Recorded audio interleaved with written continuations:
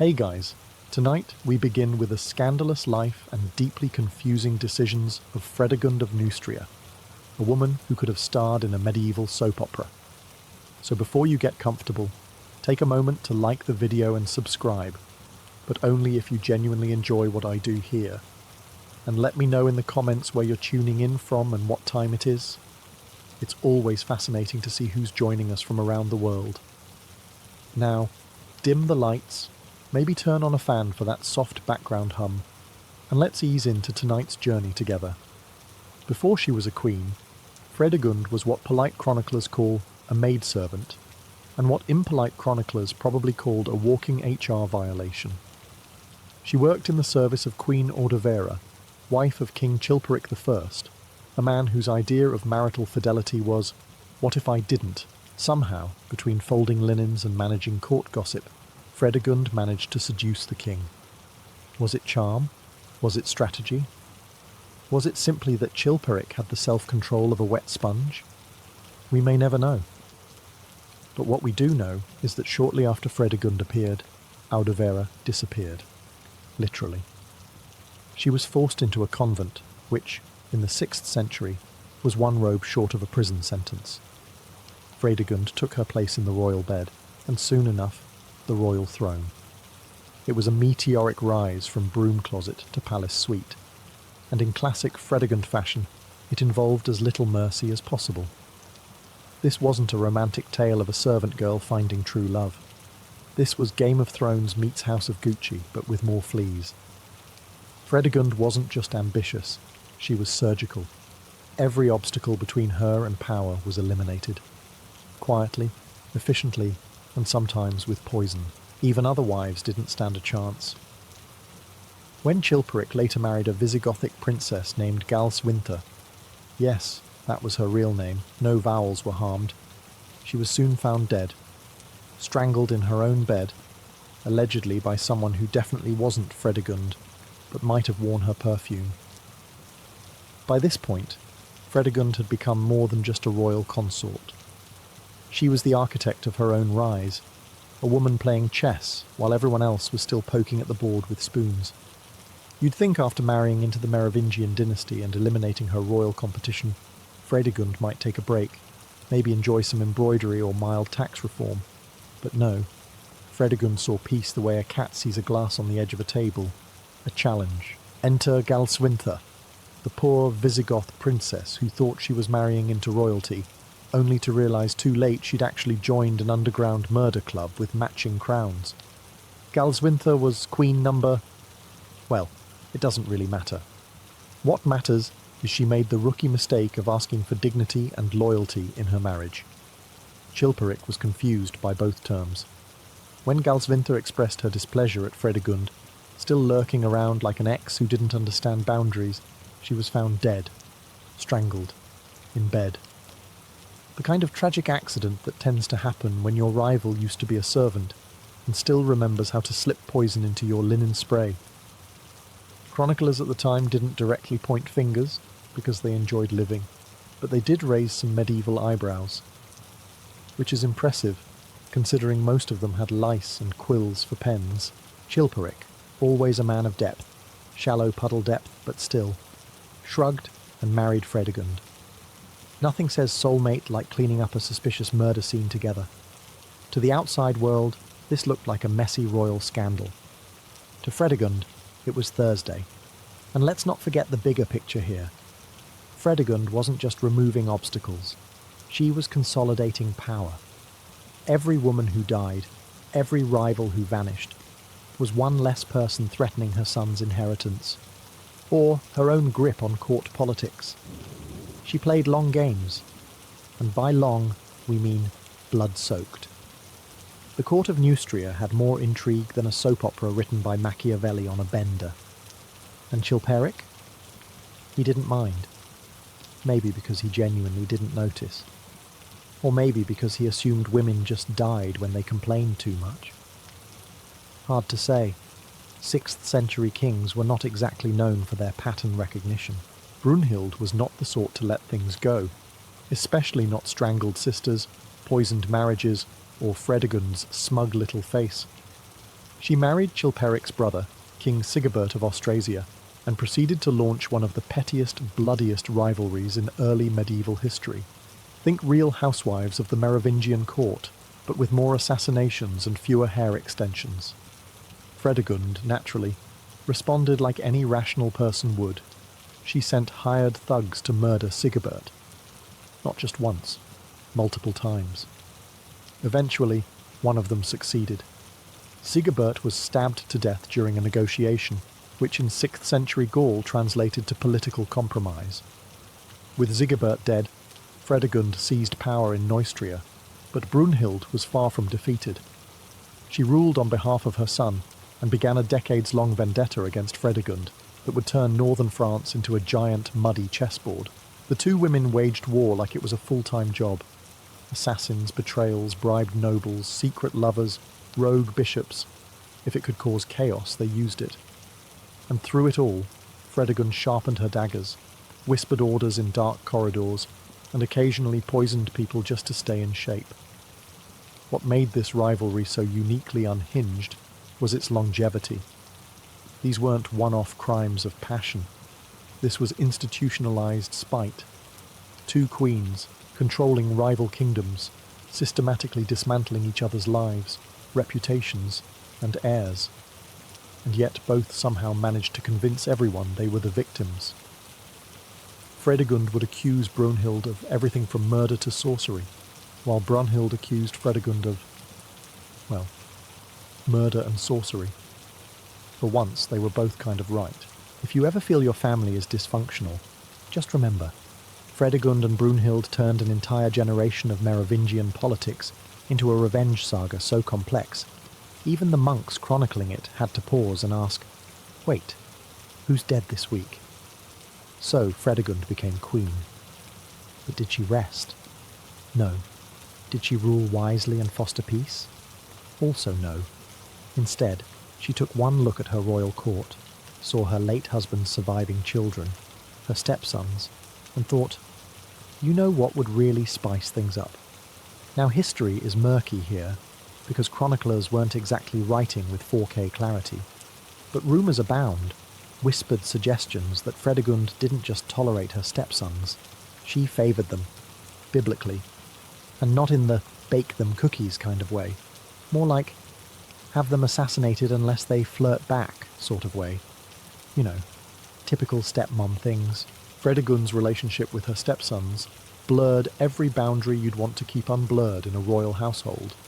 Some accounts suggest she tried to seduce at least one of them. Others imply more. Of course, in Merovingian politics, seduction was often just another weapon in the royal toolkit, somewhere between poison and bribes. This was a woman who viewed incestuous overtones not as a red flag, but as a political strategy. And if things got complicated, that's what daggers were for. One poor stepson, Clovis, was found dead under mysterious circumstances. Another, Merovesh, made the mistake of defying her. He ended up tonsured and locked in a monastery, the medieval equivalent of being ghosted and shipped to Siberia. Fredegund wasn't the warm and nurturing type. She was the type to tuck you in at night and then frame you for treason by morning. Her maternal instincts were, shall we say, weaponized. Now let's be fair. Fredegund didn't invent the chaos. She just embraced it with the enthusiasm of a bored cat discovering a full shelf of breakable things. The Merovingians were already a mess. She just added poison, daggers, and questionable family dinners into the mix. She ruled her court like a spider, always weaving, always waiting, always one scandal away from another mysterious disappearance. And the worst part? She was just getting started. Now, ruling a kingdom in the 6th century was already a logistical nightmare. Roads full of bandits, crops that failed just for fun, and nobles with loyalty as stable as a goat on stilts. But try doing it while juggling a royal family, where every second person is either a cousin or a sworn enemy, and occasionally both. Fredegund, ever the multitasker, found herself in a delicate situation. Her husband, King Chilperic, was dead. Finally, said most of his surviving relatives. That left their young son, Clothar, as heir to the throne.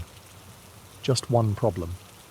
Fredegund had more enemies than allies, and her son was barely old enough to hold a sword, let alone swing it.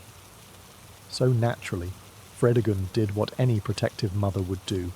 She crushed rebellions, bribed officials, and casually murdered anyone who looked at her child sideways.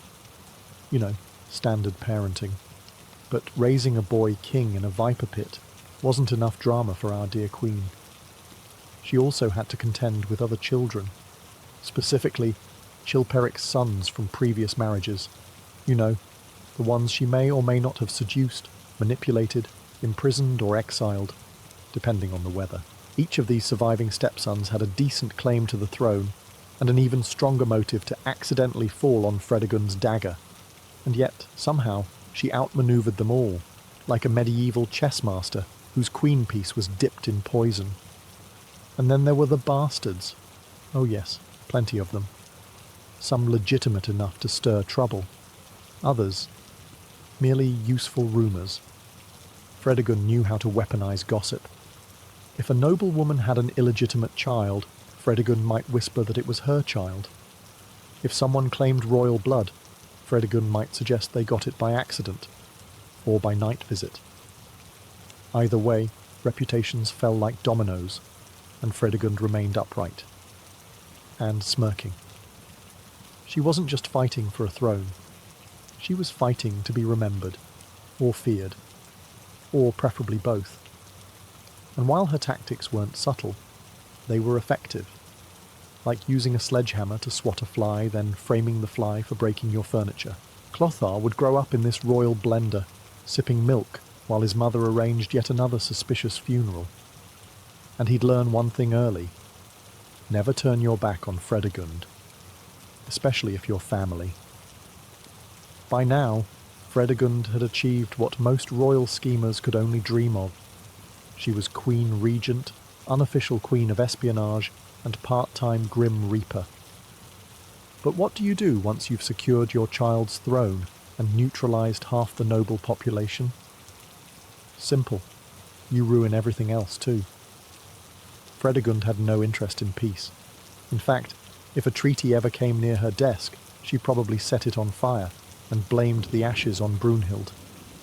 War wasn't just policy, it was therapy. And with her favourite enemy Brunhild still alive and breathing unpoisoned air, the grudge match had decades of fuel left in the tank. The two queens waged a slow-motion slap fight across medieval France that made the 100 Years' War look like an office misunderstanding. They traded accusations, armies and insults via poisoned messengers and suspiciously lost ambassadors. Fredegund sent assassins the way most people send thank-you notes. She even tried to have Brunhild's grandchildren murdered. Subtlety? Never heard of it. And then there was the church. You might think that even Fredegund wouldn't mess with holy men, but you'd be wrong. She didn't just step on sacred toes, she broke them. She had bishops beaten, bribed, exiled, or accidentally stabbed during communion. If you wore a mitre and got too preachy, odds were you'd end up in a shallow grave or a very quiet monastery. Even Gregory of Tours, a bishop and historian who wrote some of the most scathing reviews of Fredegund's behaviour, had to admit, under duress, that she was energetic in nature, which is monk speak for terrifying sociopath. At court, things were even worse. Fredegund ran the palace like a paranoid game of musical chairs. Nobles were constantly disappearing, staff were too scared to whisper, and the only people getting promoted were the ones with excellent stabbing technique and no surviving family. She ruled through fear, fire, and creative murder. But make no mistake, it worked. Despite everything, the seductions, the vendettas, the graveyard of enemies, she held power for decades. In an era when queens were expected to smile, bear sons, and politely die young, Fredegund made sure she outlived the polite ones. She wasn't just a scandal, she was an era. If you're wondering whether Fredegund ever mellowed with age, the answer is a resounding absolutely not. She didn't soften, she fermented, and like any vintage bottle of royal venom, she only got more potent over time. Poison, for example, became her go-to diplomatic tool. While others were sending flowers and sealing peace with marriages, Fredegund was stirring arsenic into goblets and calling it hospitality. If you got an invitation to dine with her, you'd be wise to bring your own food taster, and possibly your own stomach. There are tales, possibly exaggerated, but honestly, would you bet against them, that she kept a whole cabinet of poisons, not for decoration, for experimentation. Belladonna, hemlock, wolfsbane. Fredegund was less queen and more gothic apothecary with a revenge kink. And she didn't reserve her talents for nobles or enemies. Servants, courtiers, and the occasional clergy member all found themselves mysteriously ill after incurring her displeasure.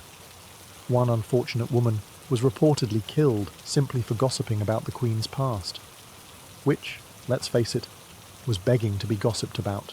Her reputation became so feared that merely being accused of being on her bad side was enough to ruin you. People fled courts, forged alliances with her rivals, or just quietly took up farming in very distant provinces. One bishop allegedly tried to publicly curse her. The next morning, he woke up dead. But Fredegund wasn't all venom and murder.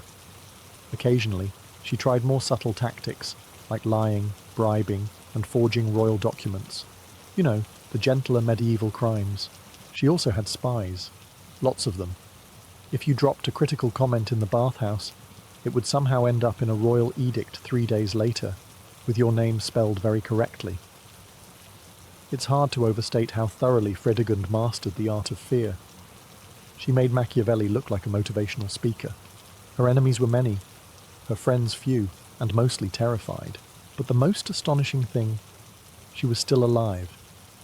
In a world where murder was a favourite pastime, and royal women were conveniently removed, Fredegund survived everything thrown at her, including the consequences of her own terrible decisions.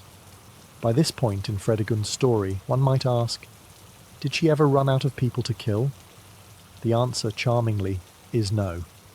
Much like a medieval hydra with impeccable aim, for every rival she eliminated, 2 more popped up, usually with better armour and worse attitudes. Take the church, for example. Fredegund had a complicated relationship with the clergy, meaning she alternated between bribing them and stabbing them, depending on the mood. One poor soul, Praetextatus, Bishop of Rouen, made the fatal mistake of trying to remind the Queen that murder was, technically, frowned upon in Christian doctrine. Big mistake. Fredegund had him arrested, tortured, and exiled. When he returned years later, older, wiser, and slightly singed, she welcomed him back with open arms and a dagger. The bishop collapsed mid-sermon, and rumours quickly swirled that his communion wine had tasted oddly metallic. No one dared say her name, but the fact that the organist fled the city that night was a bit of a giveaway. Fredegund's brand of justice wasn't blind, it just didn't bother with trials. And then there were her diplomatic negotiations. Diplomatic here meaning she sent gifts laced with poison, and followed up with an assassin, just in case. To Fredegund, every gift basket was a potential murder weapon. Imagine trying to thank her for a holiday goose while checking it for hemlock. Merry Christmas, now check your spleen. Foreign ambassadors either left her court in terror or didn't leave at all. Some were never seen again. One envoy, after a particularly tense visit, allegedly converted to monastic life and refused to speak above a whisper for the rest of his days. Even her own allies weren't safe. If you were too powerful, too ambitious, or too attractive in candlelight, Fredegund saw you as a liability. Her rule was one long paranoid opera. Everyone wore masks.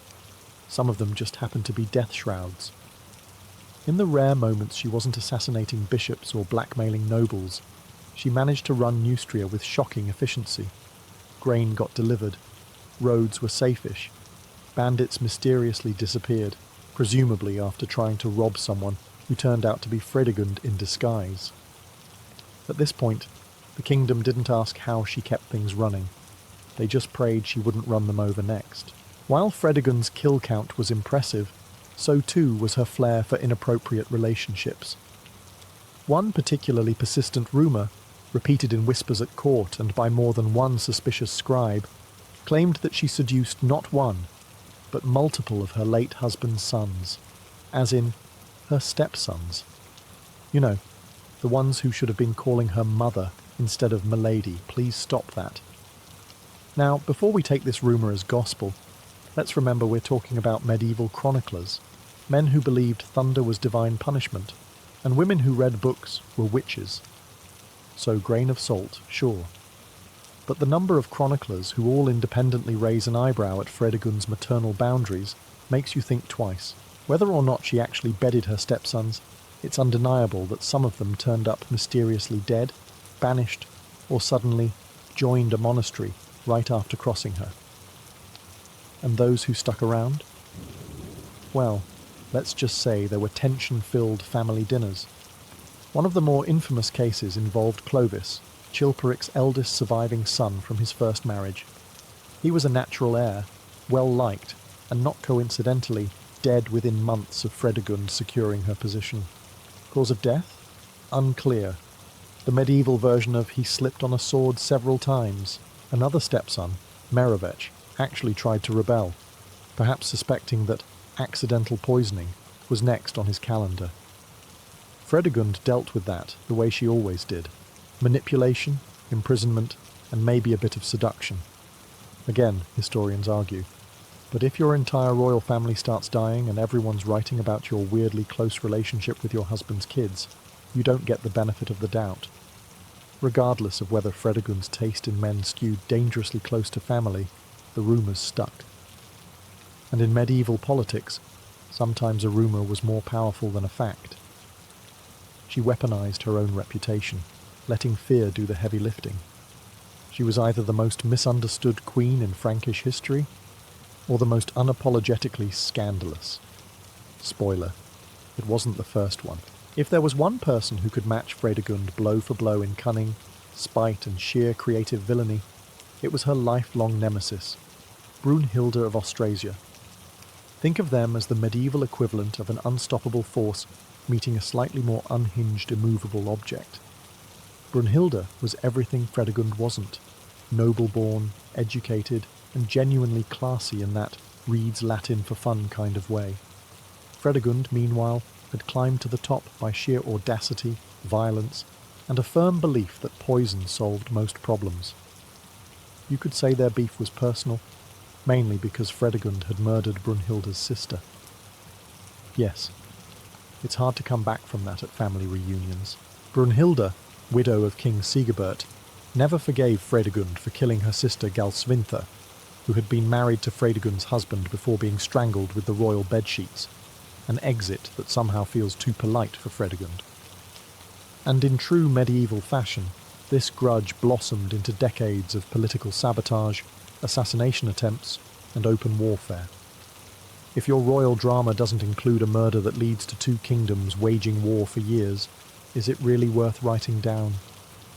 Fredegund and Brunhilde didn't just hate each other, they studied each other. Fredegund sabotaged Brunhilde's marriage alliances, orchestrated murders of her allies, and even sent one of her infamous gift baskets across the border. Spoiler, it wasn't filled with fruit. Brunhilde responded in kind, sometimes more diplomatically, sometimes with armies. Their mutual loathing fueled a kind of political arms race, each trying to outwit the other while occasionally pretending they weren't behind every mysterious death west of the Rhine. At one point, Brunhilde married off her granddaughter to one of Fredegund's sons, possibly as a peace move, or possibly to spy on her from inside the palace. It's unclear whether Fredegund saw through the ruse or simply didn't care.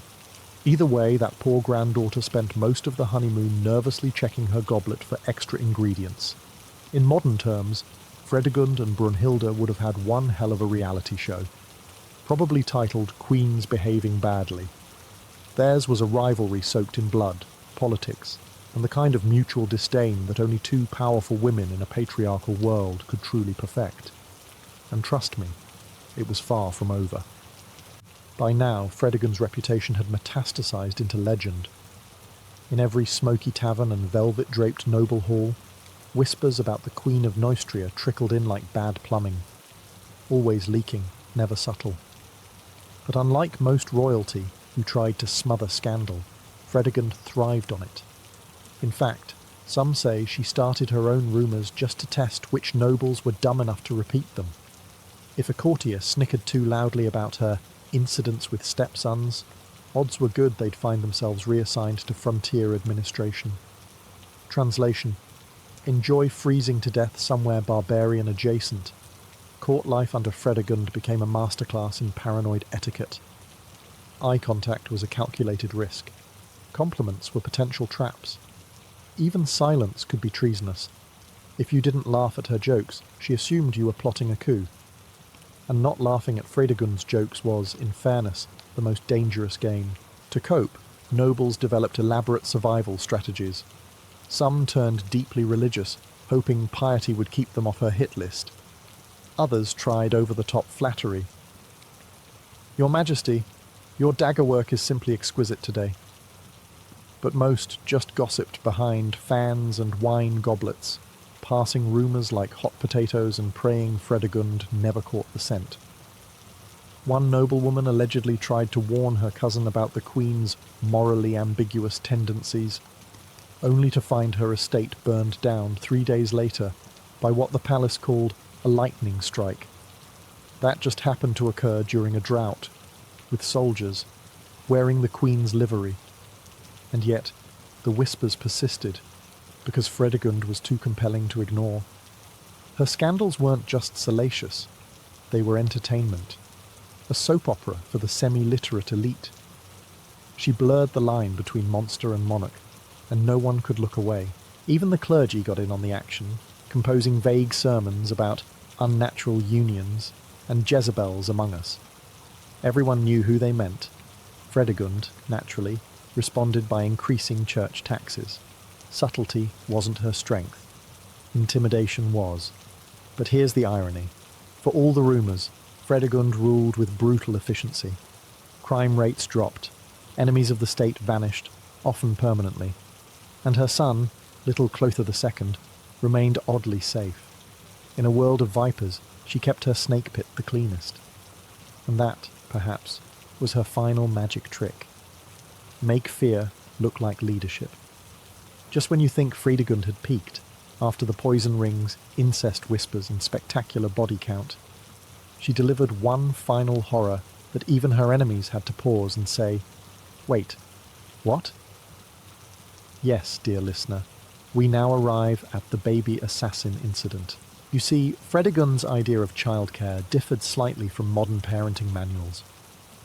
While today's royal toddlers are paraded around in cute little photo ops, Fredegund's infant son, the future Clothar II, was used as bait. Actual royal bait. And yes, this really happened. Here's the situation. One of Fredegund's political rivals, a noble named Bishop Praetextatus, had somehow survived her earlier attempts to quietly retire him from existence. Fredegund, never one to leave a grudge half-finished, hatched a plan that would make even Machiavelli raise a concerned eyebrow. She waited until a solemn church ceremony, the kind with candles, incense, and a heavy sense of guilt in the air. Then she placed her infant son, the future king, into the arms of the bishop. Symbolic, right? A touching gesture of trust? Wrong, because in that exact moment, she had an assassin stab the bishop. Yes, she orchestrated an attempted murder during a baptismal ceremony and used her own baby as a human diversion. As distractions go, it's a bold one. The bishop did survive, temporarily, but the message was clear. Fredegund was playing chess while everyone else was trying to remember the rules to checkers. The bishop would eventually meet a much less miraculous end, one that involved less ceremony and more stabbing. Fredegund, as always, avoided any formal consequences, likely because no one in their right mind wanted to be the one to serve her a subpoena. And what about little Clothar? The future king reportedly survived the entire event without a scratch. Honestly, if you can make it through your own christening without being implicated in a homicide, you're off to a strong start in Frankish politics. This incident, bizarre, brutal, and almost operatic in its absurdity, became a perfect metaphor for Fredegund's rule, sacrilege wrapped in silk and power disguised as piety. By the late 580s, Fredegund's list of enemies had grown so long it probably needed its own royal scribe. But one name still lingered at the top of her to-do something about list. Her husband, King Chilperic I. Now, to be clear, Chilperic was no innocent choir boy caught in the Queen's Gothic whirlwind. This was a man so disliked that some chroniclers referred to him as the Nero and Herod of his time. That's the medieval historian's way of saying, not the vibe. He had feuded with his brothers, mistreated his wives, Fredegund included, especially before she became indispensable, and ruled with the warmth of a refrigerator in Lent. Still, they made quite the pair.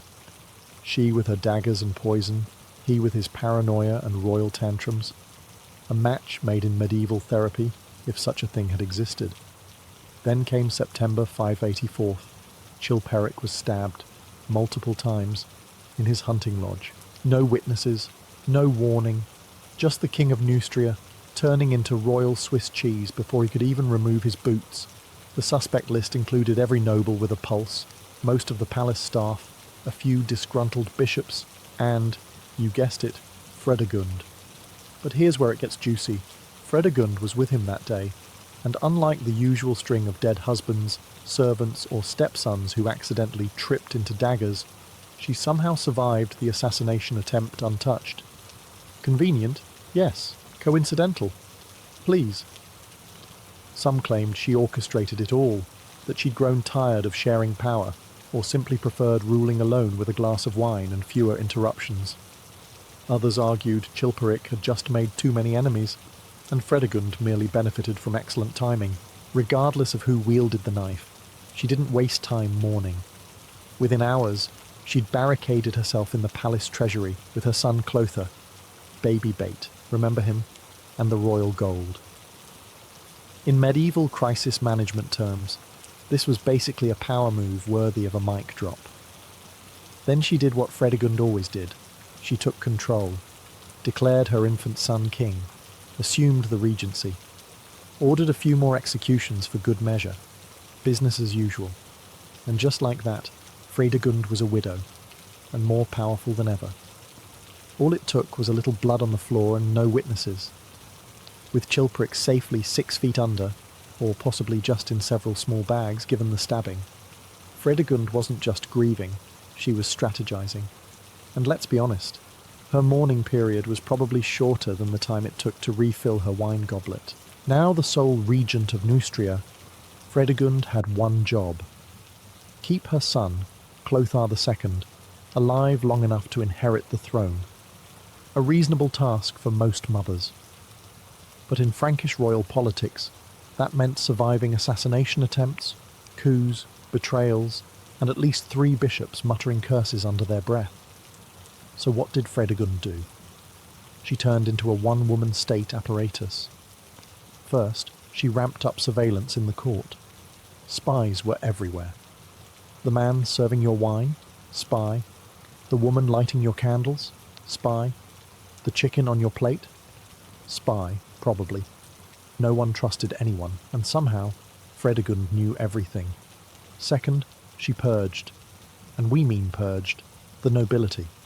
If you had once spoken to someone who might have considered siding with Austrasia, the rival kingdom, there was a decent chance you'd soon be exiled, arrested, or end up falling ill after a suspiciously specific pastry. Her poisoner allegedly kept a menu, but it wasn't all murder and mistrust. Fredegund also played a long diplomatic game. She negotiated temporary truces, pretended to be pious when it suited her, and even sent out lavish bribes disguised as gifts. Frankish diplomacy often looked a lot like mafia protection rackets with better tableware. Meanwhile, her stepsons, some of whom had mysteriously died young, were no longer a problem. The surviving few had either fled or decided they preferred farming to ruling, probably after realizing their stepmother had a black belt in psychological warfare and dagger tossing. She even rebranded herself slightly. Less seductress, more protective lioness of the realm. Though she still occasionally executed people for looking at her weird, it now came across as maternal overprotectiveness. Fredegund, to everyone's reluctant amazement, was actually good at ruling. Tyrannical, absolutely. Bloodthirsty, without a doubt. But efficient. And in the messy world of Merovingian politics, that counted for something. After all, what's a few executions when you're keeping the realm stable? Fredegund died in 597 CE, probably in bed, which is frankly disappointing, considering the long list of people she ensured didn't have that privilege. There were no fiery uprisings, no final battles, no dramatic downfall from a palace window while clutching a dagger. Instead, she died like a proper royal. Warm sheets, cushioned headrest, and probably one last smug smile on her lips. And what did she leave behind? A traumatized kingdom, a traumatized clergy, a traumatized stepson, the surviving one, and her own son, Clothar II, who would go on to rule for decades, likely due to a combination of inherited cunning and the sheer fear of what his mother might have whispered from beyond the grave. Despite everything, Fredegund's legacy stuck. Historians didn't know whether to classify her as a monarch, a warlord, a serial killer, or just that woman you don't make eye contact with at court feasts. Gregory of Tours, her contemporary chronicler, despised her so much he essentially turned his history of the Franks into a passive-aggressive diary entry every time she was mentioned. But even he couldn't deny that Fredegund won. Her enemies, dead. Her rivals, outplayed. Her child, on the throne. Her legacy, a cautionary tale for every noblewoman who thought politics wasn't ladylike. She had no grand philosophy, no book of wisdom, no moral code. What she had was results. And yet, Fredegund never truly got the royal PR glow-up that other medieval queens managed. There are no statues, no glowing epics, no stained glass tributes. The closest thing she has to a memorial is a sort of collective historical shudder. But maybe that's exactly how she wanted it, because while Fredegund didn't die with sainthood or public adoration, she died with control. Control over her son's future, over her enemies' graves, and over a century's worth of scandal and myth that still carries her name today. And perhaps, just perhaps, in the final moments of her life, she looked at her hand, not holding a dagger for once, and thought, well, that went exactly as planned. For the Romans, wine was never just about quenching thirst. It was a mirror of power, wit, and social standing. At the grand banquets of senators and emperors, wine flowed like a river, and the way a man held his cup could speak louder than the words tumbling from his mouth. To refuse wine might mark you as aloof, weak, or worse, un-Roman. To drink too much, however, could turn you into a laughingstock, remembered not for your eloquence but for the way you toppled off your couch into the mosaic floor. The Romans inherited much of their drinking culture from the Greeks, but they added their own flair for competition. Where the Greeks emphasized moderation, the Romans leaned toward display. Who could outlast the others? Who could spin drunkenness into poetry? Who could weave clever insults while still keeping the cup steady? At these gatherings, wine wasn't only for pleasure. It was for proving yourself. At the heart of these contests lay a paradox. Excess was both admired and mocked. A guest who drank boldly might win admiration for stamina, yet the same display could ruin his reputation if he crossed the line into foolishness. Roman writers delighted in telling cautionary tales, of senators whose tongues loosened too far, betraying secrets after one cup too many, or of poets whose verses slipped from brilliant to slurred nonsense as the night wore on. But wine itself was also manipulated. Hosts watered it down to control the pace, or served it strong to test their guests' endurance. Drinking wasn't random, it was structured, almost ritualistic. Dice, poetry duels, even improvised games of wit turned the cup into a stage prop. To survive these contests with dignity required more than a strong liver. It demanded social intelligence, sharp humour, and the ability to play the part of the cultured Roman, while the wine clouded your senses. So when Romans gathered at a convivium, a drinking feast, it wasn't simply for merriment. It was a battlefield of words and wit, where the stakes were reputations, alliances, and legacies. And the weapon everyone carried was the same, a cup of wine, raised high under the watchful gaze of friends and rivals alike. If wine was the weapon, dice were the ammunition. The Romans adored gambling, and when alcohol was involved, the stakes became even more unpredictable. At banquets, dice games, often played with small ivory cubes called tali or alea, were the perfect fuel for laughter, rivalry, and humiliation. A good throw could win you the admiration of the table. A bad one, however, might strip you of your dignity as quickly as it emptied your purse. One of the most popular games was the alea, where players cast dice into a bowl and wagered on results. Unlike modern dice, Roman tali had 4 marked sides, each carrying its own value. The most coveted throw was called the Venus, a roll where all 4 dice landed on different numbers.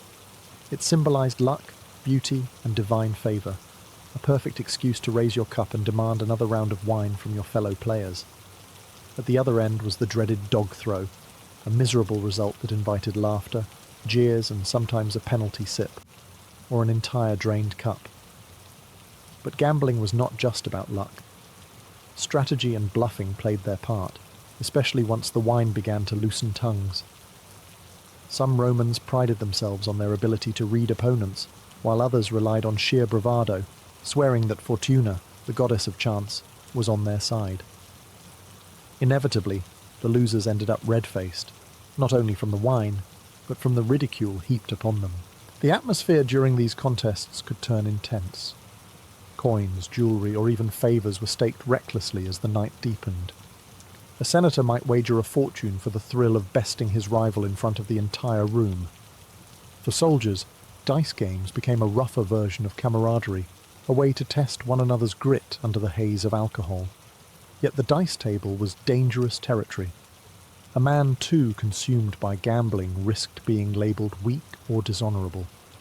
Writers like Cicero warned against the addiction of dice, mocking those who squandered reputations over a game. Still, at drinking feasts, fortune's rattle was irresistible. With each throw, guests laughed, cursed, or demanded another pour of wine, turning chance into both entertainment and ruin. For the Romans, drinking was not just about staggering bravado or gambling away a fortune. It was also about sharpening the tongue.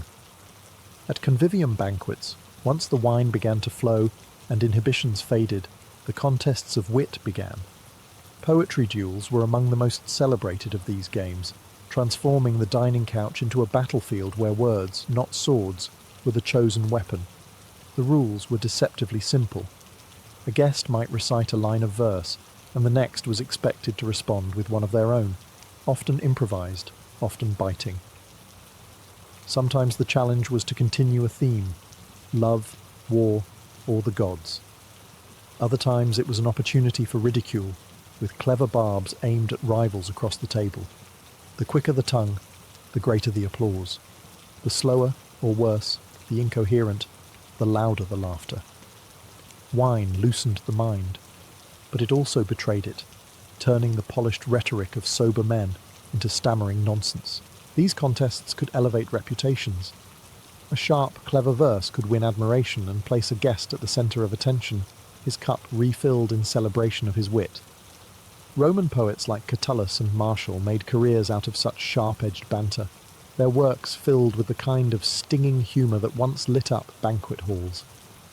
A successful quip or cutting couplet could make the difference between being remembered as the star of the evening or the butt of its jokes. But the duels were not without risk. Words had weight in Rome, and satire was a dangerous blade to wield. An insult too sharp might cut too deeply, especially if directed at a powerful man. There are tales of drunken banter leading to lifelong grudges, with verses composed at a feast later resurfacing in political vendettas. A misplaced joke about someone's lineage, wealth, or military record could have consequences that stretched far beyond the wine-soaked evening. Still, the Romans thrived on this edge. To them, wit was a mark of cultivation, and the convivium was both stage and audience. In the dim glow of lamplight, as cups clinked and dice rattled in the background, poets and amateurs alike sparred with words, seeking not just victory, but immortality in memory. For in Rome to drink well was to speak well, and to speak well was to rule the table. Roman drinking games were never just about winning. They were equally about the humiliation of losing. At a convivium, penalties were what kept the wine flowing and the laughter sharp, turning every game into a spectacle of dignity lost and reputations toyed with. The rules were cruelly simple. If you failed, you drank. If you faltered, you performed. And sometimes the punishment was more entertaining than the game itself. One of the most common forfeits was the penalty cup. A loser in dice, poetry, or any other contest might be forced to drain an enormous goblet of wine in a single breath. For seasoned drinkers, this was a badge of honour. For weaker guests, it was a fast road to ridicule as they coughed, spluttered, or passed out spectacularly on the mosaic floor. Laughter always followed, but the memory could cling long after the feast had ended. Others took the form of performance punishments. A guest who lost might be ordered to sing a song, recite embarrassing lines of verse, or dance foolishly for the amusement of the company. In a society where dignity and self-control were prized, being reduced to drunken clownery was the sharpest cut. Roman satire often delighted in these humiliations, painting vivid portraits of nobles forced to caper about while their peers jeered. At times, the punishments grew harsher. Some feasts required losers to kiss whoever the winner chose, regardless of gender or status, an act designed to provoke laughter or discomfort. Others demanded that the loser strip to the waist or crawl beneath the dining couches, barking like a dog or bleating like a goat. The more absurd the penalty, the more delighted the audience. Excess was the point, and the greater the degradation, the louder the cheer. But there was danger too. A man humiliated too deeply might leave with his pride wounded, turning a night of fun into a seed of resentment. Roman authors recorded more than one feud that began over a harmless drinking game, where the insult of a forfeit hardened into political or personal enmity. Still, the thrill was irresistible. To the Romans, the banquet was theatre, and penalties were the comedy that kept the stage alive. Thus, every game was more than a contest of skill. It was a gamble with dignity. In Rome, losing wasn't just defeat. It was entertainment. A Roman banquet was never only about the food or the wine. It was about spectacle. Just as victories in war were crowned with laurel wreaths, victories at the table demanded their own honours. During drinking games, winners were often awarded garlands or crowns made of ivy, roses or myrtle, their fragrant loops perched crookedly on sweat-dampened foreheads. To wear such a crown was a mark of triumph, a playful echo of the triumphal processions that paraded generals through Rome's streets. Yet these crowns were more than decoration. They carried symbolic weight. Ivy was sacred to Bacchus, the god of wine, so a victor garlanded in ivy seemed touched by the god himself, chosen to revel without limit. Roses, by contrast, whispered of secrecy. The famous phrase, sub rosa, under the rose, signified that what happened at the feast was not to be spoken of beyond it. In this way, the crown was not just an ornament, but a declaration. Here, within these walls, excess was sanctioned. The rituals didn't end with crowning. Winners were often toasted in rounds of song, with the rest of the company raising cups in their honour. In some games, the victor was given the privilege of commanding others, choosing the next opponent, assigning penalties, or even demanding that rivals drink until they collapsed. A clever man could use this role to elevate himself, binding allies and humiliating enemies, all under the guise of a game. The loser's role, meanwhile, was a mirror opposite. While the crowned victor basked in applause, the loser was expected to accept his fate with grace, or risk ridicule for lacking Roman gravitas.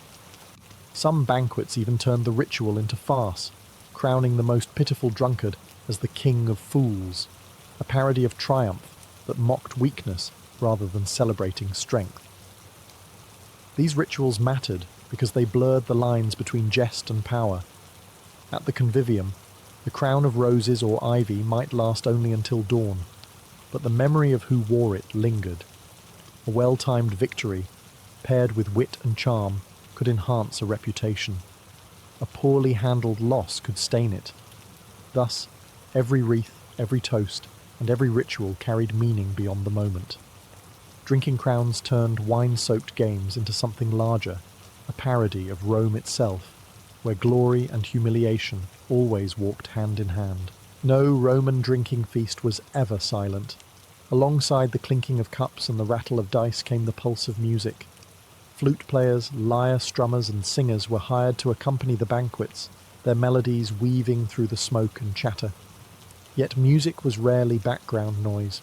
It was part of the game itself. A clever host might challenge his guests to improvise verses to the tune, or force a loser to take up an instrument and perform, often badly, while the room howled with laughter. Mockery was as essential as the wine.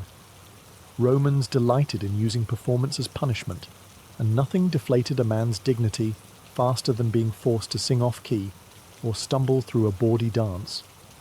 The line between entertainment and humiliation blurred constantly.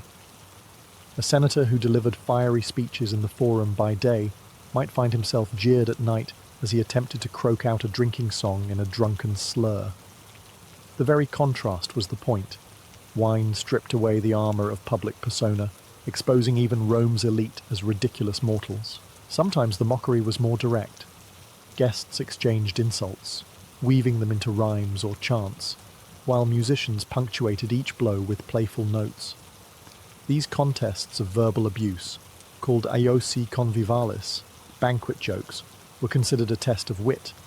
To be quick with a sharp barb earned applause, to falter invited derision.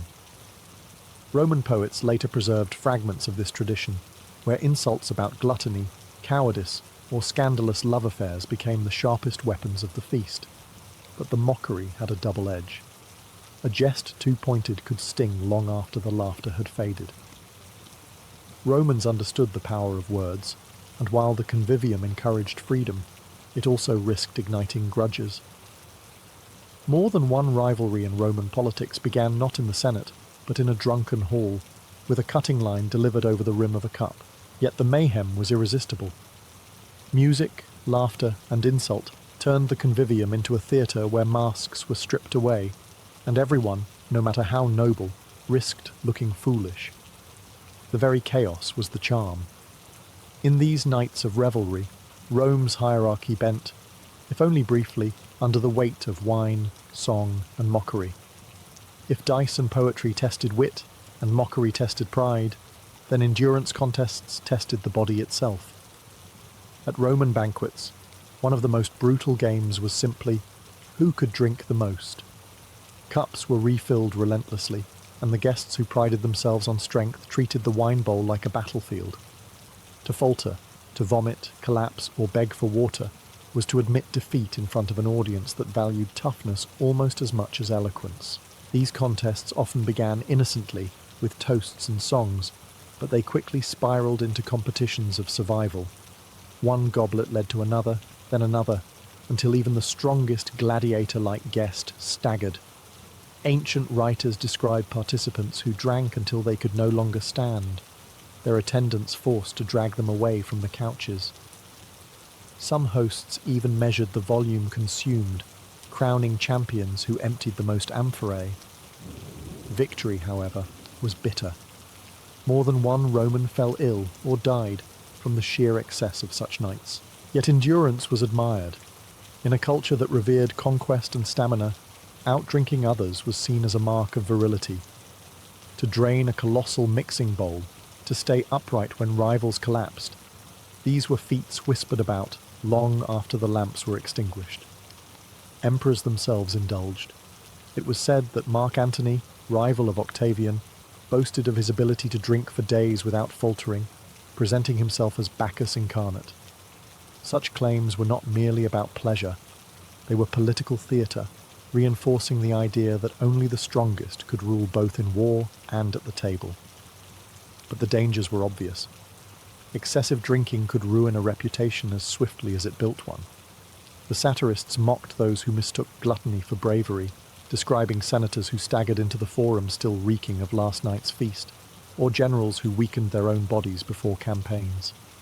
The balance between admired excess and shameful disgrace was razor-thin. Still, Romans craved the spectacle. Watching rivals collapse one by one while another soldiered on was as thrilling as a gladiatorial match, only fought with wine instead of swords. These endurance contests turned the convivium into an arena, where the last man standing was crowned not only drunk, but victorious. As the night wore on and cups piled high, Romans often shifted from games of chance and endurance to a different kind of sport: storytelling. The convivium became a stage where guests competed not just in drinking, but in weaving tales, jokes, and biting satire. In these moments, wine fueled both brilliance and disaster. Roman satire was born in such settings. Poets like Juvenal and Martial later immortalized the absurdities of drunken feasts. The nobleman who spilled secrets after his fifth cup, the pompous senator who recited epic verse but forgot the ending, the general who boasted of victories while drooling into his beard. These tales were exaggerated, but the seed of truth came from the banquets themselves. To mock drunkenness was as much a tradition as the drinking. Guests often took turns entertaining the company with stories, some recalling myths of the gods, others spinning wild tales of personal exploits. The cleverest twisted these stories into parody. A man might retell the labours of Hercules as if Hercules were a staggering drunk, fumbling his way through monsters and tasks. Another might parody a rival's speech in the Senate, exaggerating every quirk while the others roared with laughter.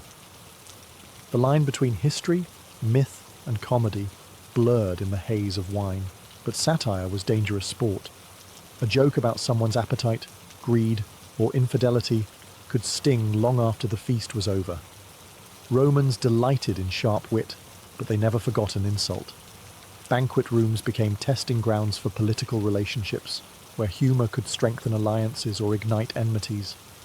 More than one feud began with a cutting story told after too many cups. Still, the laughter was irresistible. Storytelling and satire gave the convivium its energy, turning drunkenness into a spectacle. The loser who stumbled over a line, the rival skewered in verse, the pompous man brought low by parody, all became part of the shared memory of the night, and those memories lasted. Even years later, a man's reputation could be shaped by a single evening, remembered not for his speeches in the forum or his bravery in war, but for the time he sang off-key or was mocked in verse at a convivium. For the Romans, this was the true chaos of wine, not just the physical toll of excess, but the way a single drunken moment could echo into legacy. By the time the lamps burned low and the musicians packed away their lyres, what remained after a Roman drinking feast was more than a room full of empty cups. These gatherings revealed the very contradictions of Roman life. To drink was to live between two extremes, the pursuit of glory and the risk of disgrace. The games reflected this perfectly. Each contest a stage where reputations could rise as quickly as they could fall. For Romans, wine was never simply indulgence. It was theatre, politics, and philosophy mixed together in the bowl. A man's ability to outdrink rivals proved stamina. His skill with dice showed fortune's favour. His sharp tongue in verse displayed intellect. To fail in these contests was to reveal weakness, and weakness in Rome was unforgivable. Yet even in failure there was comedy, and Romans relished the spectacle of watching senators, soldiers, and scholars alike reduced to the same level by Bacchus's power. The convivium, then, was more than a feast. It was a mirror of society. Hierarchies bent beneath the weight of wine. A slave might mock his master through a clever jest. A poet might shame a senator with a cutting line, and a soldier might rise above nobles by sheer endurance at the cup. These moments were fleeting, but they gave a glimpse of a Rome where wit, humour, and chance briefly reigned over rank. Writers often mocked the chaos of these nights, but they also celebrated them. To many Romans, drinking games were proof of their vitality, their refusal to live a life of moderation. In their eyes, excess was not always failure. It was a sign of living fully, of daring to embrace chaos even at the risk of ruin. And so reputations were indeed made or destroyed, not only in the forum or on the battlefield, but at the table, where dice rattled, verses clashed, and laughter drowned out shame. In the end, Roman drinking games endure in memory because they were more than diversions. They were expressions of a culture that glorified strength, mocked weakness, and turned even drunkenness into a performance. For the Romans, every cup was a contest, every feast a gamble, and every moment a chance to prove that life itself was best lived loudly, recklessly, and with wine always in hand. By the age of 32, Alexander of Macedon had achieved what no mortal before him dared to dream. In just over a decade, he carved out the largest empire the ancient world had ever seen, stretching from the rugged mountains of Greece to the burning deserts of Egypt, across Persia, and all the way to the mysterious borders of India. Cities bore his name, satraps trembled at his command, and kings once mighty enough to rival him were either dead, disgraced, or absorbed into his new world order. To his men, he was more than a commander. He was a god walking in human form. Yet behind the bronze armor and the legends whispered in every marketplace of Babylon, Alexander was still a man. Flesh, blood, and bone, and more vulnerable than anyone around him realized. When he returned to Babylon in 323 BCE, the conqueror was weary. The campaigns had pushed him to the limits of endurance. Miles of forced marches, endless battles, sleepless nights of planning sieges, and the heavy burden of ruling an empire that spanned cultures, languages, and religions. Even for a man whose ambition burned like fire, there were cracks beginning to show. His body bore the scars of wounds never fully healed. His mind, sharpened by strategy, now wrestled with paranoia, grief, and exhaustion. Still, Babylon welcomed him as a king destined for eternity. Banquets overflowed with wine, musicians filled the night with song, and the great palaces glowed with torches as if the city itself bowed to its new master. Yet in the midst of this celebration of conquest, whispers grew louder. Alexander was not invincible. Some murmured about strange fevers ravaging the marshlands near the Euphrates. Others spoke of plots, assassins, and poisons hidden in golden cups. Alexander himself dismissed the omens. He had always trusted in his star, the divine destiny his mother Olympias claimed was written for him since birth. But destiny, no matter how bright, can flicker. His empire stood at the height of its glory, his armies undefeated, his enemies shattered. And yet, within weeks, this same city of Babylon would witness the fall of the man they called great. The palace of Nebuchadnezzar had never seen such revelry. Alexander, fresh from his Indian campaigns, had returned to Babylon like a victorious god. The great halls blazed with light from countless oil lamps, their smoke curling into the night sky as music and laughter spilled into the courtyards. Golden goblets brimmed with wine, and tables sagged under the weight of roasted meats, honeyed pastries, and fruits imported from the farthest corners of the empire. To his generals and companions, it was more than a feast. It was a proclamation. Alexander's star was still ascending, and Babylon was to be the heart of a new world empire.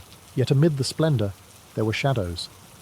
The Macedonian elite, hardened veterans of a dozen campaigns, drank deep but whispered still deeper.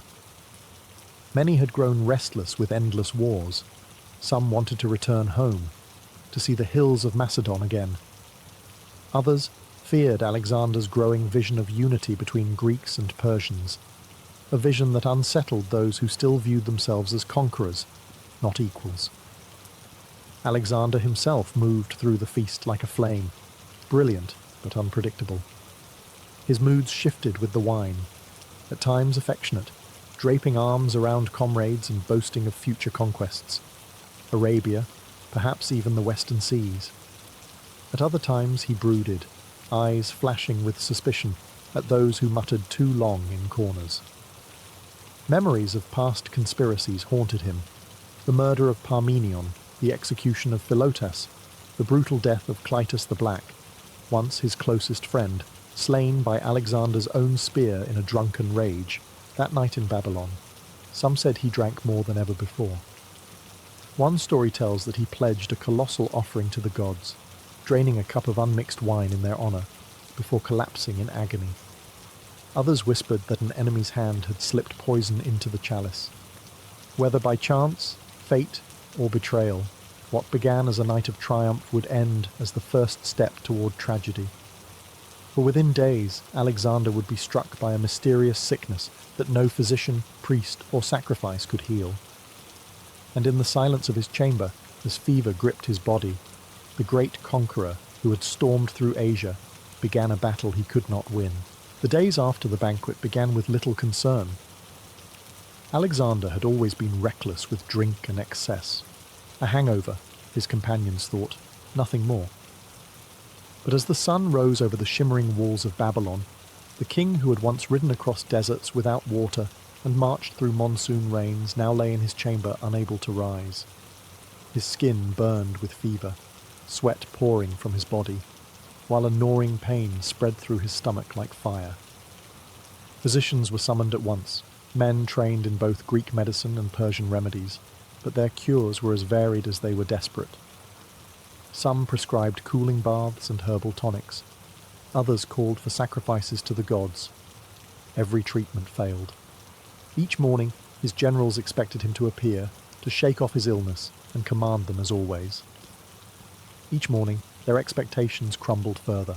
Rumours spread quickly through the palace corridors. Poison, some whispered. Surely the cup he had drained at the feast had been tainted. Who had dared such a crime? Antipater, the regent of Macedon, long mistrusted by Alexander. Perhaps one of the generals weary of his endless wars. Or even within his own circle, men like Cassander, who had every reason to resent the king's harsh treatment. The possibility haunted them, for if Alexander could be murdered, then none of them were safe. Others believed the sickness was divine punishment. Had Alexander not claimed descent from Zeus himself? Had he not demanded proskynesis, the bow reserved for gods, from his subjects? Perhaps hubris had finally drawn down the wrath of Olympus. Even the Babylonians muttered that their omens had foreseen calamity. The walls of the city had crumbled during his arrival, a dire sign ignored in the flush of victory. Alexander, weakened but not broken, clung to his vision. From his sickbed he spoke of future campaigns, ordering maps and plans for the conquest of Arabia. His eyes still burned with that unrelenting ambition, even as his body betrayed him. To those who stood beside him, it was unthinkable that death could claim him.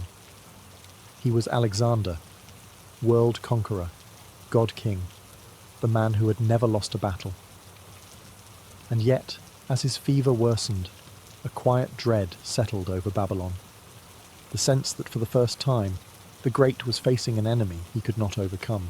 As the fever tightened its grip, Alexander was forced to abandon the halls of power for the confines of his bed.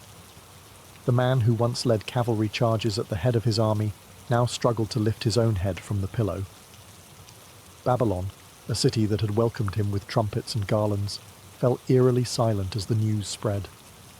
Their king was dying.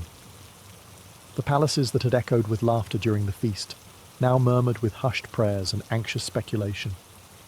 His generals, men like Ptolemy, Seleucus, and Perdiccas, kept vigil at his side, their faces carved with worry, but their minds racing with thoughts they dared not speak. If Alexander fell, who would rule the empire? No heir had been named. His young son by Roxana was not yet born, and his half-brother Aridaeus was considered unfit to govern. For the first time, the vast empire that stretched across continents seemed fragile, held together by the weakening breath of a single man. Alexander, though racked with pain, retained flashes of his old spirit. He ordered his companions to bring him reports, maps, and dispatches.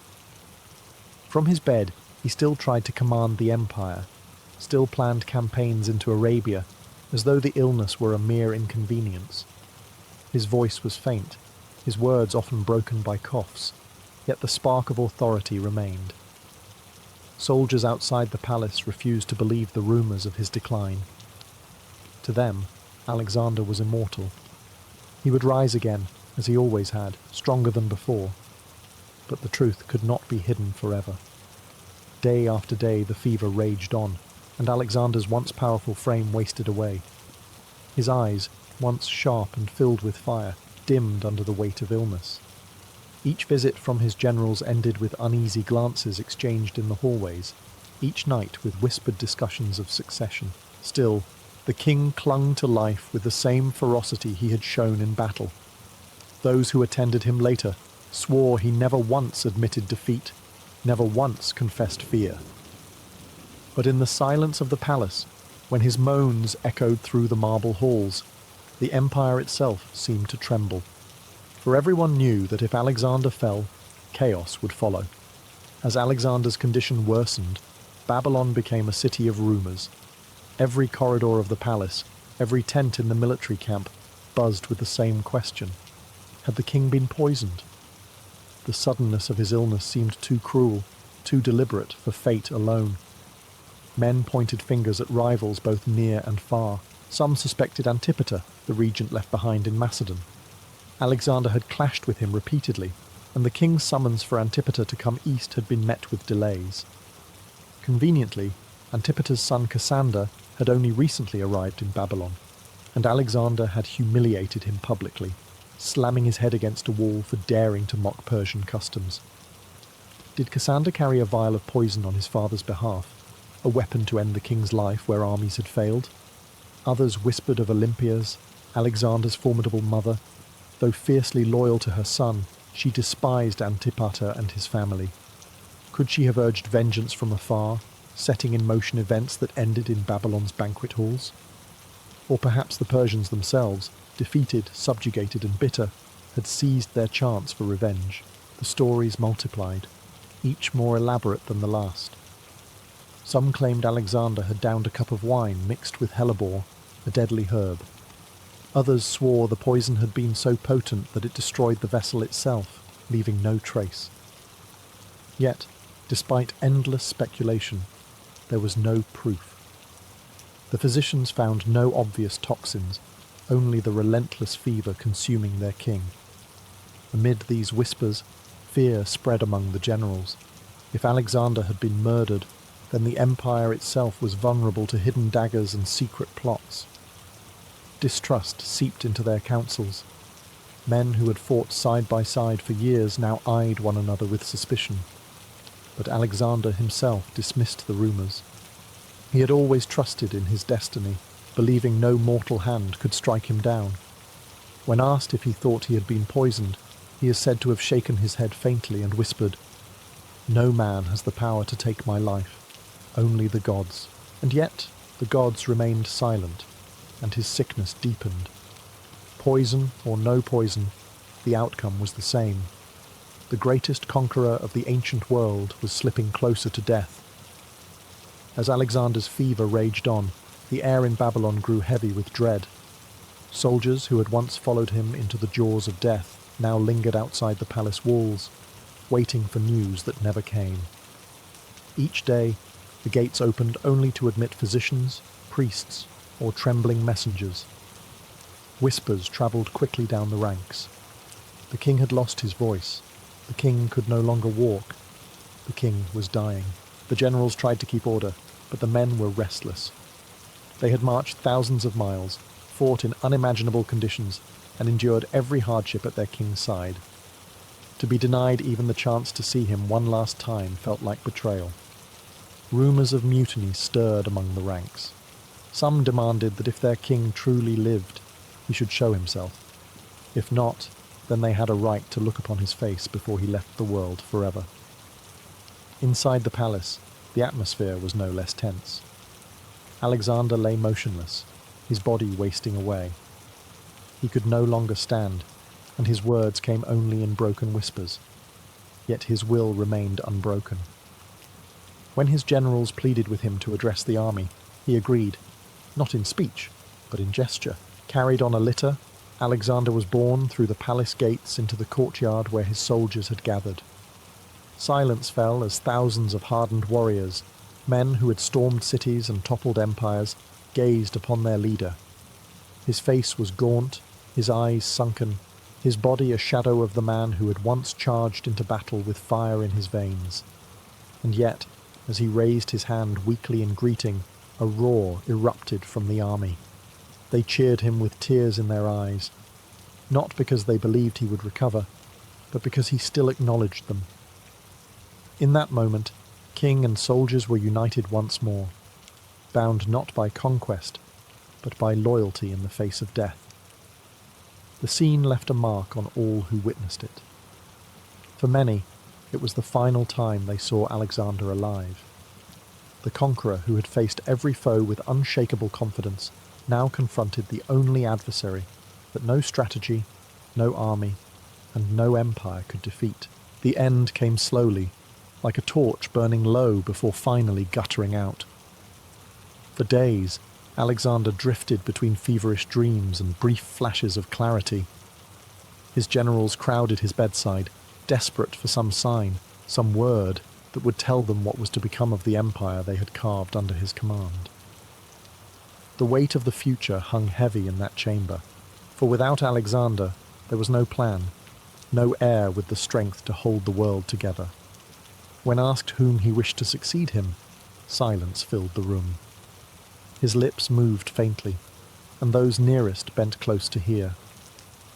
Ancient writers preserved his words differently, but the version most often repeated is chilling in its simplicity. To the strongest. With those 3 words, he cast the empire into uncertainty, handing it not to bloodline or law, but to raw power. Some claimed he meant Perdiccas, his trusted companion who already held his royal signet ring. Others believed he gestured toward his generals as a whole, challenging them to prove themselves worthy. Still others argued that he said Crateros, the name of a loyal general absent from Babylon at the time, but ambiguity was the point. Alexander had lived by strength, his own will, his own ambition, and so, in death, he left the same brutal principle to govern his empire. The chamber fell into chaos. Roxana, his Sogdian wife, was pregnant, but an unborn child could not rule. His half-brother Aridaeus was alive, but plagued by mental disability. The generals looked at one another with a mixture of dread and calculation, each man silently weighing whether he might be the strongest. Outside the palace, the soldiers still refused to believe their king was dying. Some swore he had only fallen into a deep sleep and would soon awaken to lead them once more. Others demanded to see him, to touch his hand, to prove for themselves he still lived. In one final act of will, Alexander allowed it. One by one, the men of his army filed past his bed, many weeping openly as he looked at them in silence. He could no longer speak, but his eyes still carried the spark of recognition. It was the last farewell of a king to the men who had followed him to the ends of the earth. Soon after, his breath faltered, and the torch finally went out. When the final breath left Alexander's body, the silence in the palace was unbearable. For a moment, time itself seemed to halt.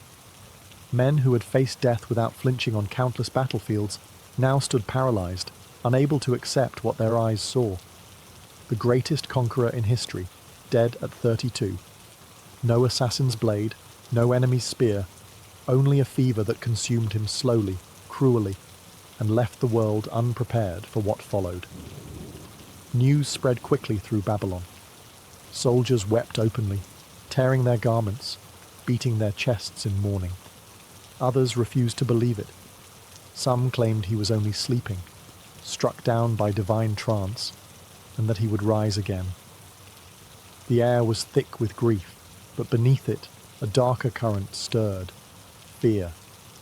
For the empire, vast as it was, had no master. The generals gathered immediately, their faces grim. Perdiccas held Alexander's signet ring, but that did not grant him an empire. Ptolemy, Seleucus, Antigonus, Lysimachus, each had ambitions, each had followers, and none were willing to bow easily to another. Arguments erupted in the council chamber. Some urged recognition of Aridaeus, Alexander's half-brother, though his mental state made him unfit to rule. Others pushed for Roxana's unborn child to be named heir, But what protection could an infant possibly have against hungry warlords? Meanwhile, the soldiers demanded clarity. They had marched behind Alexander, not for his generals. Without him, would they still fight? Would they return home? Or would they rally behind whichever commander could offer the spoils of conquest? Babylon, once the shining jewel of the empire, now trembled on the edge of civil war. The funeral itself was delayed, as the generals quarrelled even over how his body should be honoured. Some wanted him buried in Aige, the royal tombs of Macedon. Others argued for Babylon, the seat of his new empire. Still others whispered that Egypt, with its aura of divinity, would be a fitting resting place. This dispute was more than about reverence. It was about power. Whoever controlled Alexander's body controlled his memory, and whoever controlled his memory could claim his legacy. Thus, even before his body was laid to rest, the seeds of conflict had been sown. Alexander's final gift to his empire was not peace or unity, but chaos, a chaos that would soon explode into the wars of the Diadochi. Alexander's death in Babylon did not end his story. It ignited it. Within hours, the empire he had forged with blood and brilliance began to splinter. The generals who had once sworn loyalty to him now eyed each other as rivals, their ambitions unchecked without his commanding presence. What followed became known as the Wars of the Diadochi, the Wars of the Successors, a brutal struggle that would tear apart the world he had built. Perdiccas attempted to hold the empire together, ruling in the name of Roxana's unborn son, Alexander IV, and the feeble Aridaeus. But unity proved impossible. Ptolemy seized Egypt, turning it into a kingdom that would endure for centuries. Seleucus carved out a vast realm in Asia. Antigonus and Lysimachus fought for dominance in Macedon and Greece. The dream of a single empire, stretching from the Aegean to the Indus, died with its creator, and yet Alexander's shadow never lifted. Cities bearing his name, Alexandria above all, flourished as centres of learning, trade, and culture. Greek language and thought spread across the conquered lands, blending with Persian, Egyptian, and Indian traditions to create a new world, the Hellenistic Age. His campaigns had been brutal, but they left behind a legacy of cultural fusion that shaped history for centuries. The mystery of his death only deepened his legend. Was it poison, fever, or exhaustion that felled him? Historians still argue, each theory adding to the aura of the man who seemed too great to die an ordinary death. His final words, to the strongest, echoed like a curse, condemning his successors to endless conflict. Whether they were truly spoken or later invented, they captured the essence of his life, a world ruled by might, ambition, and daring. To his soldiers, he had been a god in human form. To his enemies, a storm from the west that could not be stopped.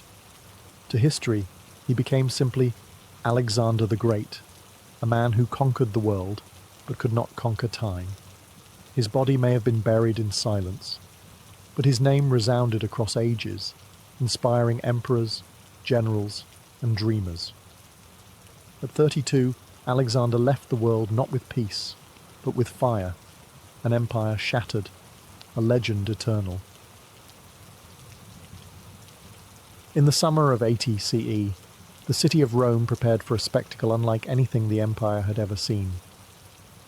Rising at the heart of the city stood the newest jewel of Flavian power, the Colosseum, a vast amphitheatre of stone and concrete that seemed to scrape the heavens. Where once had sprawled the artificial lake of Nero's decadent golden house, there now stood a monument, not to one man's vanity, but to the Roman people. The Emperor Titus, son of Vespasian, had promised the amphitheatre would belong to the citizens of Rome, and now he intended to prove it with a celebration of unparalleled scale. 100 days of games were proclaimed. 100 days of combat, feasting, theatre, and blood.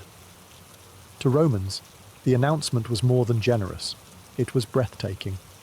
Rarely in the history of the empire had such largesse been offered, and at its centre was the Colosseum itself, an arena capable of seating over 50,000 spectators. Built with tiered seating that reflected Rome's rigid social hierarchy, the amphitheatre allowed every Roman, from senators in marble seats to the poor squeezed in at the top, to witness the same spectacle, united under the gaze of their emperor. The timing was deliberate. Titus had ascended to the throne in the shadow of disaster, a fire that ravaged Rome, a plague that decimated its citizens, and the eruption of Vesuvius that buried Pompeii and Herculaneum. His reign began under an ill omen, and whispers of discontent spread through the city. These inaugural games were not merely entertainment, they were a political performance, a way to win back loyalty through generosity and awe. By opening the Colosseum with grandeur, Titus sought to transform calamity into triumph.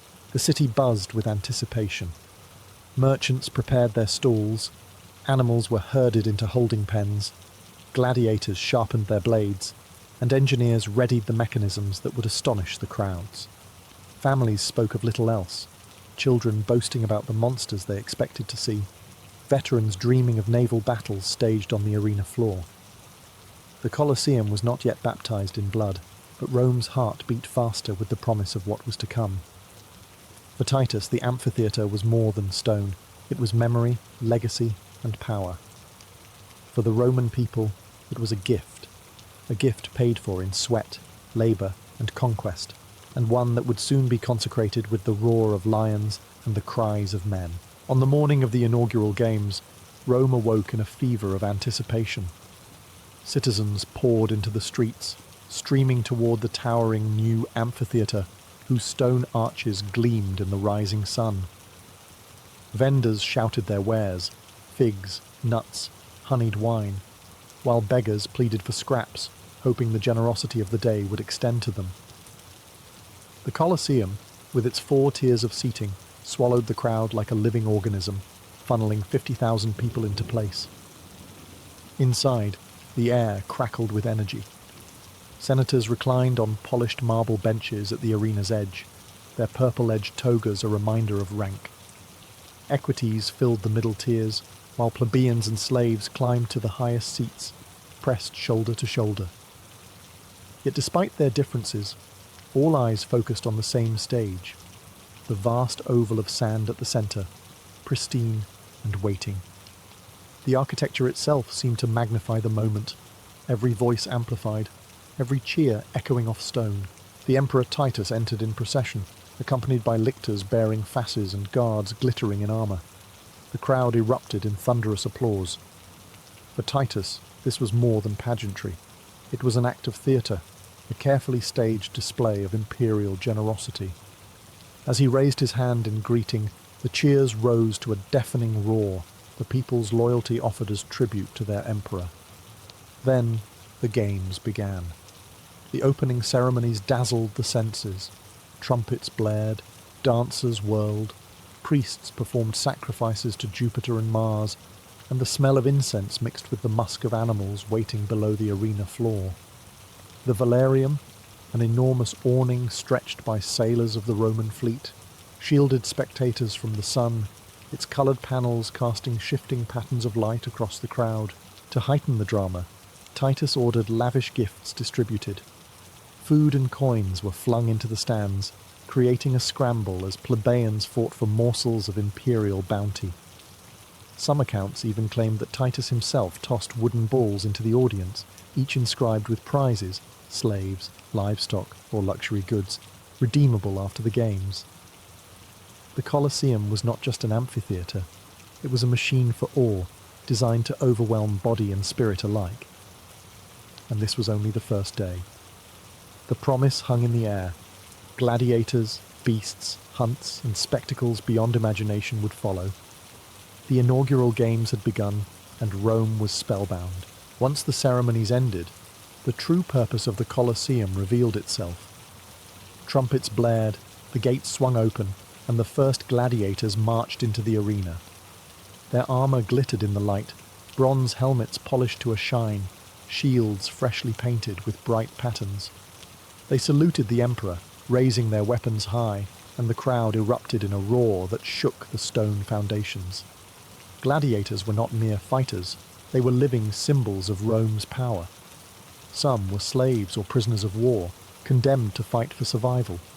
Others were volunteers, men who sought fortune and fame, wagering their lives for a chance at glory. On this opening day, every type was represented. The heavily armed murmillo with sword and shield, the nimble retiarius armed with net and trident, the fearsome secutor with smooth helmet and short sword, designed to chase his opponent relentlessly. The crowd watched as duels unfolded in the sand. A retiarius cast his net, ensnaring a secutor, only to have it sliced apart in a shower of threads before the killing blow fell. Elsewhere, two murmillos clashed like armoured titans, each blow echoing across the amphitheatre like a hammer on an anvil. Blood soaked into the sand, and with it came the frenzy of the audience. They shouted, gestured, demanded death or mercy with the iconic thumbs turned up or down. Yet the games were not only about death, they were about drama. Gladiators trained in schools to fight with precision and spectacle, prolonging combat so that every slash and feint carried suspense. A wounded man who fought bravely might win reprieve. One who faltered, begging for his life, often met a swift end. The crowd loved courage, despised weakness, and Titus watched, calculating how each display reflected on his reign. To heighten the excitement, pairs fought in succession, wave after wave of duels that filled the day. Between battles, attendants raked the bloodied sand, scattering fresh flowers or spices to mask the smell of death. For Rome, the Colosseum was not a slaughterhouse but a stage, and gladiators were actors whose script was written in blood. By the end of the first round of combats, the Colosseum had been baptized. Its pristine sand was now crimson, its echoing walls heavy with cheers and cries. The message was clear. This amphitheatre belonged to Rome, and its soul would forever be fed with blood. If gladiators supplied the drama of man versus man, the beast hunts, venations, brought a different kind of wonder to the Colosseum. On the second and third days of the inaugural games, the gates opened not for armoured men, but for creatures Rome had dragged from the farthest edges of its empire. Out from the underground cages burst lions from Africa, their roars echoing against the stone walls, panthers slinking low to the ground, elephants draped in foreign trappings, and even crocodiles and ostriches paraded in before the crowd. These animals had been shipped across seas, herded through deserts, and marched along Roman roads solely for this moment, for death on the sands of the new amphitheatre. The venatores, the hunters, were specialists trained to face these beasts. Armed with spears, bows, and nets, they relied on agility and strategy rather than brute strength. The crowd marvelled as a lone hunter sidestepped a charging bull, driving his spear with precision into its flank. Another vaulted over a lunging leopard, striking as it turned.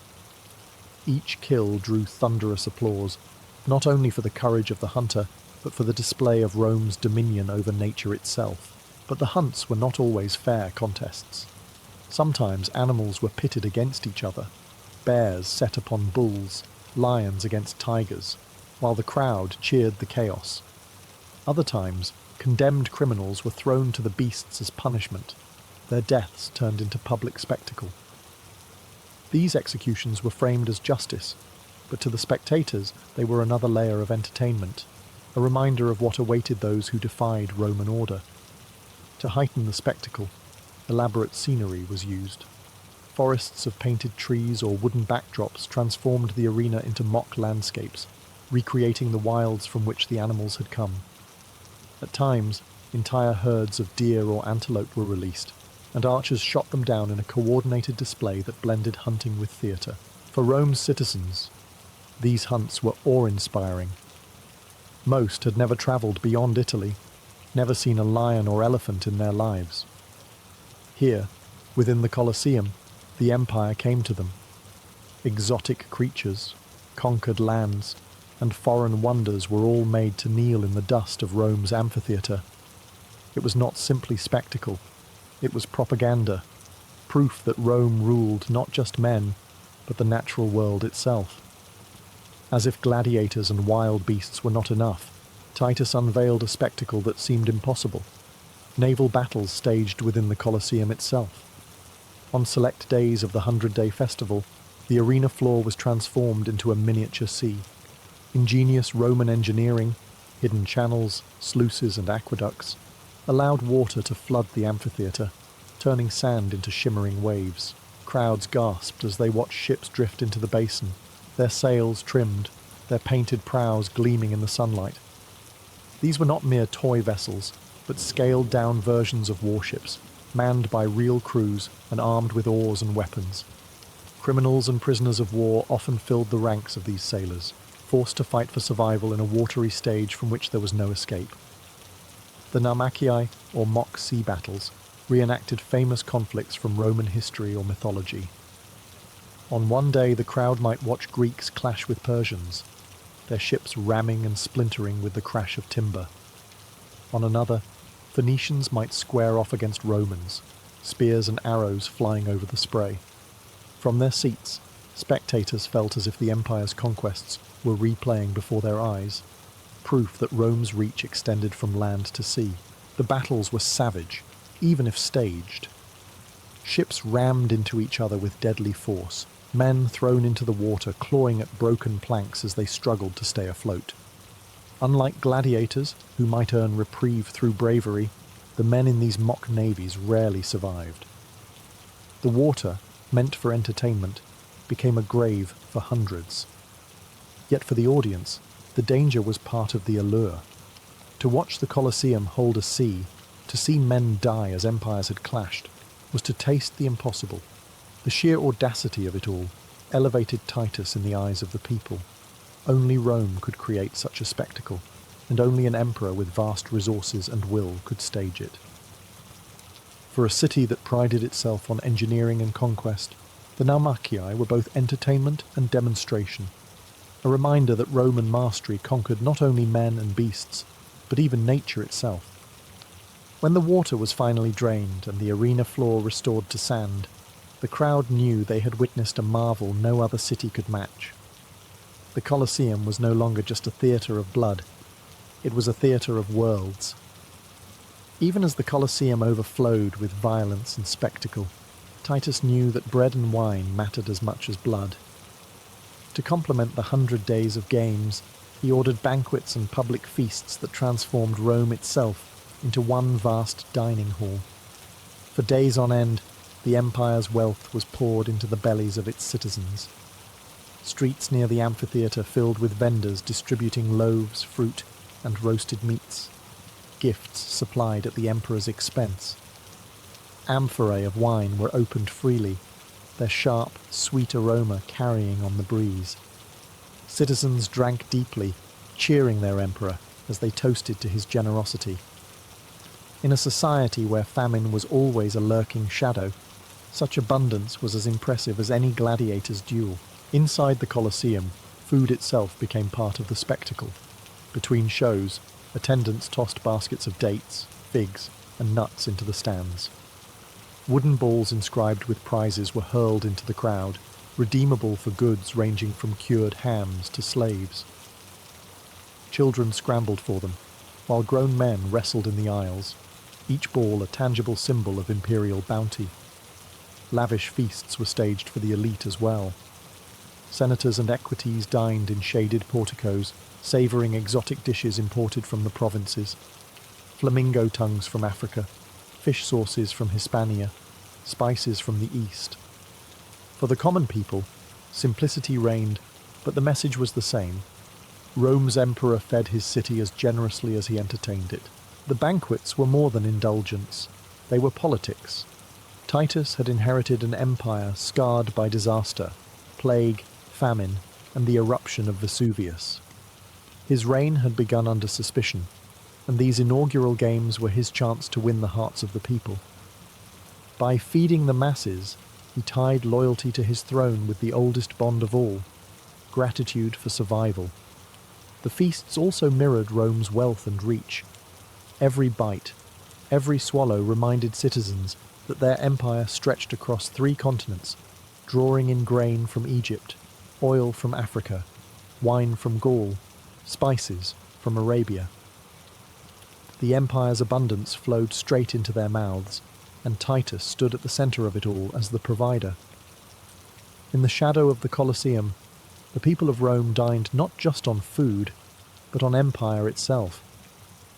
The spectacles filled their eyes, but the feasts filled their stomachs, ensuring that gratitude for Titus lingered long after the games ended. While gladiators thrilled the crowds with skill and beasts awed them with ferocity, another kind of spectacle unfolded in the Colosseum: executions. These were not quiet punishments carried out in the shadows, but public performances, staged with the same grandeur as any gladiatorial duel. For the Romans, justice itself could be entertainment. Condemned criminals, slaves, rebels, or common lawbreakers were marched into the arena to face their deaths before tens of thousands. Some were thrown unarmed to hungry lions or panthers, their desperate screams swallowed by the roar of beasts. Others were forced to fight each other with poor weapons, their deaths predetermined and their struggles mocked as clumsy imitations of true gladiators. But Titus's inaugural games took executions even further, turning them into living theatre.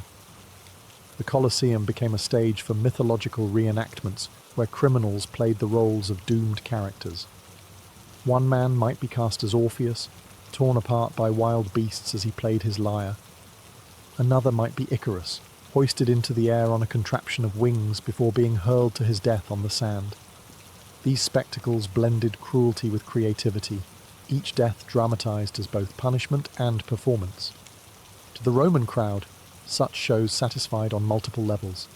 They eliminated criminals, demonstrated imperial justice, and reinforced Rome's power over life and death. But they also fed a darker appetite for spectacle, the thrill of watching men and women perish in ways as elaborate as they were horrifying. Satirists like Juvenal later condemned the bloodlust of the masses, yet the cheers that rang through the Colosseum left no doubt. The audience was enthralled. Executions also carried a political message. By staging them in the amphitheatre, Titus reminded the people that crime had consequences, rebellion would be crushed, and imperial authority was absolute. To witness justice enacted on such a scale was to feel the empire's strength made visible, as unshakable as the Colosseum's stone walls. For those condemned, there was no escape. For the spectators, it was another chapter in the 100-day festival, a grim counterpart to the feasts and games. And for Rome itself, it was proof that even death could be harnessed for grandeur. In the Colosseum, justice and entertainment were one. Beneath the blood and feasting, the inaugural games were never only about entertainment, they were about power. Titus understood this better than anyone. He had ascended to the throne under a cloud of doubt. His father Vespasian had built the Colosseum, but it fell to Titus to open it, and the empire watched carefully to see whether he would prove himself worthy of rule. The 100 days of spectacle were his answer. Each gladiatorial duel, each exotic hunt, each banquet and distribution of gifts was carefully staged to show the people that their emperor was generous, powerful, and divinely favoured. The games were propaganda in its purest form, a performance where Titus cast himself as Rome's provider and protector. The scale of his generosity was staggering. Ancient sources record thousands of animals slaughtered, countless gladiators fighting, and entire navies sunk in the flooded arena. The sheer expense must have been astronomical, yet Titus spent freely, knowing that in Rome, spectacle was currency. To win the hearts of the people, he had to dazzle them, and in this he succeeded. The games also reinforced the Flavian dynasty. By tearing down Nero's hated palace and building the Colosseum in its place, Vespasian had reclaimed land for the people. Now Titus made it their theatre, a place where citizens of every class gathered side by side. Senators and slaves alike looked upon the same sand, shouted the same cries, and felt united under the gaze of their emperor. For a city fractured by class, politics, and recent disasters, the Colosseum was both monument and balm. The crowd's response was undeniable. When Titus appeared, the people roared not with suspicion but with adoration. His generosity washed away memories of famine, plague, and Vesuvius. the games transformed his image from untested ruler to beloved benefactor.